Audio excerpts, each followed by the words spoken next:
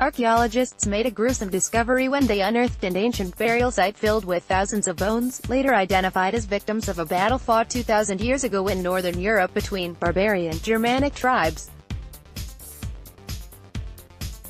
The mass grave, located at the Alken Enge wetlands in Jutland, Denmark, provides the earliest direct archaeological evidence of large-scale conflict among the Germanic populations, a new study in the peer-reviewed journal, Proceedings of the National Academy of Sciences, (PNAS), explained.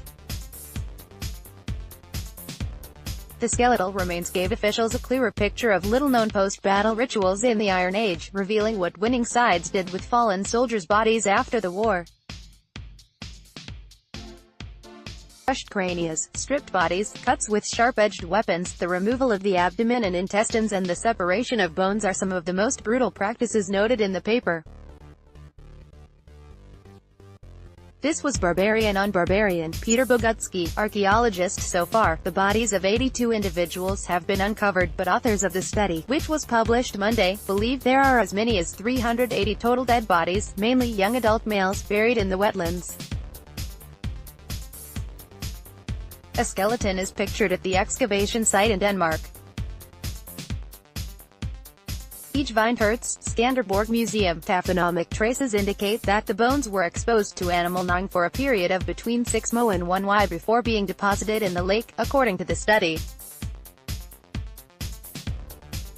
Furthermore, the find situations, including collections of bones, ossicoxae threaded onto a stick, and cuts and scraping marks, provide evidence of the systematic treatment of the human corpses after the time of exposure. The single-day battle took place during the expansion of the Roman Empire. Many Romans at the time shared tales of the ferocious German tribes.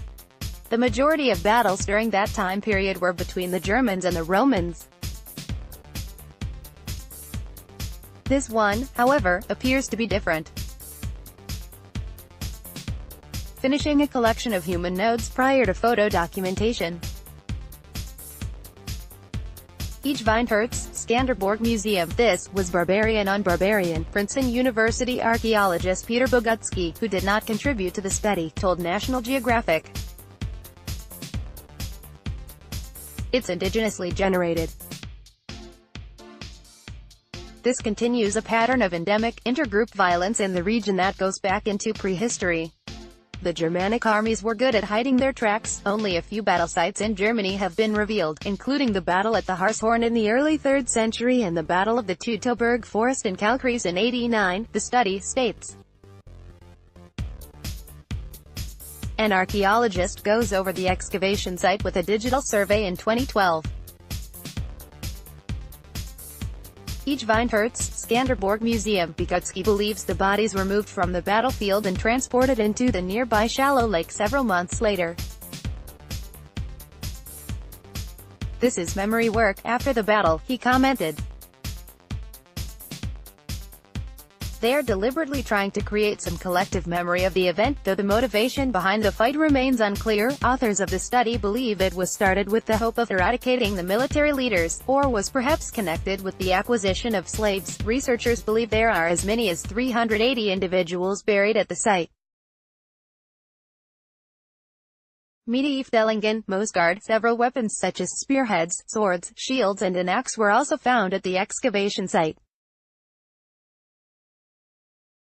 Researchers, particularly lead author of the study med scholar Holst of Aarhus University in Denmark, plan to continue studying the remains in hopes of learning more about the ancient battle practices.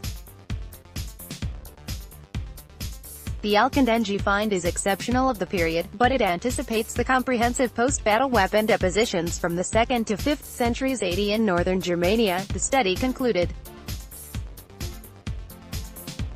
In this way, Alken Enge provides a new, yet older, testament to the history of the militarization of the northern Germanic societies and stresses the formative significance of the expansion phase of the Roman Empire at the turn of the era.